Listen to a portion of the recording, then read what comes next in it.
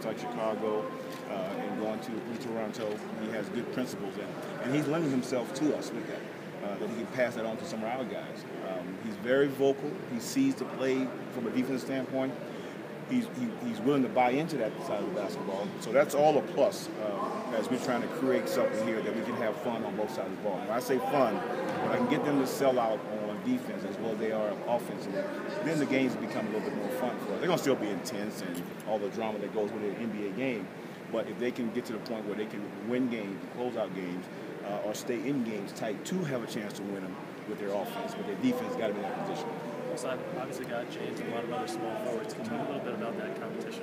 Oh, always good. Competition is good.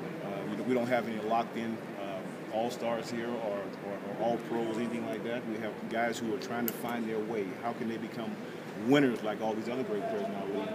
And it's good to have competition. One thing in the NBA, you can't relax. Unless you are a true star, guys who are on the fence, they can't relax. And I think having that in our camp, when we had the opportunity to get a guy like that, we could have sat back and said, you know what, we have a bunch of guys there already. But we want to continue to upgrade our roster with guys who are talented to fit need while still being able to play the style of play I want to play. And he does that. Have you seen John bounce back from last season? I'll tell you a real story. John thought he wasn't ready to pass the physical test. Passed it. But I just think his body probably didn't train how he normally trains in the offseason based on coming back from all the injuries and things like that.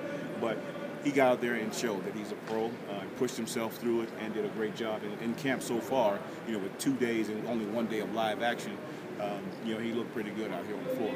Anytime you have guys with know-how, I can play him in multiple positions as a bonus. He has understanding of how to play the game on both sides of the ball. And I think he'll get back to the level he had been playing at prior to last year. Well, he's a guy who takes a lot of pride in what he does. Doesn't like to make excuses.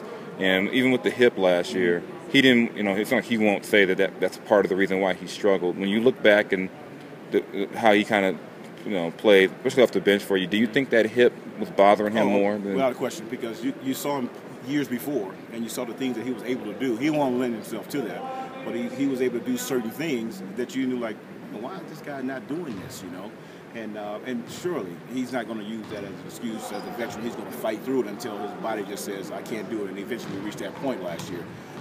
But a prideful guy came back and came in camp and has done a good job. And wherever I played him on the floor, like I said, it's on the early. They only had one live practice.